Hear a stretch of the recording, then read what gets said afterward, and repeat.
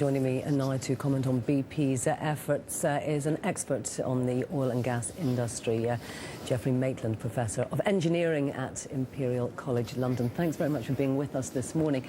As I understand it, we're not sure at the moment whether or not this is going to work. Is it likely to work?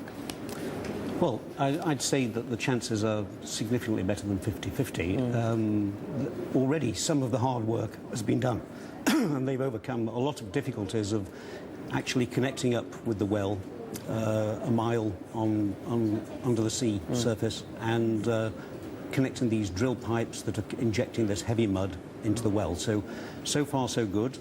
The mud has been injected since yesterday. And if you look at the images coming from the seabed, it looks as though... We can see some live pictures actually at the moment, can we?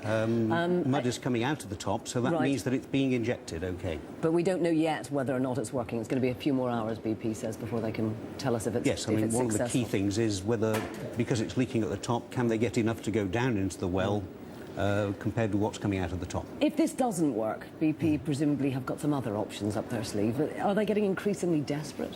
Well, I think they've got a series of solutions and they're just increasing in complexity as they go, and they're all linked so that if one fails, the next thing dovetails in. So if this doesn't work, then the plan is maybe to try and block the blowout preventers with these particles that we've heard of, golf balls and rubber debris and so on, which would make the current solution more possible.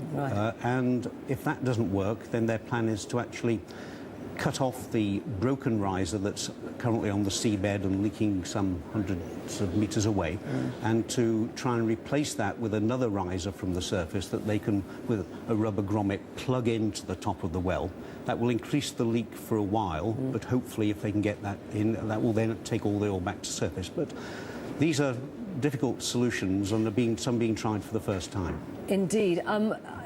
I suppose all around the world, other oil companies are watching this and thinking, well, first of all, I'm glad it's not us, but also this has never really been tried before. It's because of the depths of this well, isn't it? Yes. I mean, this is a mile below the surface, and there are deeper drillings taking place, but a lot of the problems are these procedures are relatively straightforward on land or in relatively shallow water.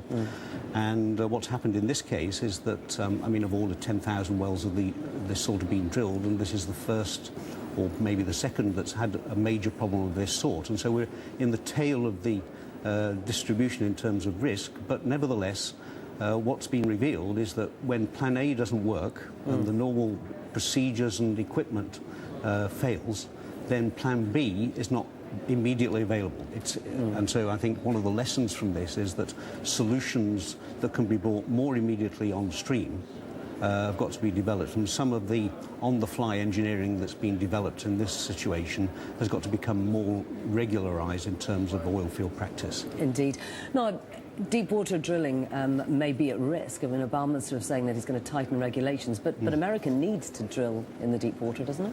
Indeed. I mean, America and the world, in order to actually provide hydrocarbons for the foreseeable future, and as we move towards greener economies and try to use hydrocarbons more cleanly, they're still going to be a crucial part for decades ahead. And so as the conventional and easier oil and gas has been used up, then environments like deep water have got to be explored and utilised more and more. So it's unless we're to have a dramatic cutback in our energy supplies, this is essential. And President Obama was also talking about pulling BP off this project.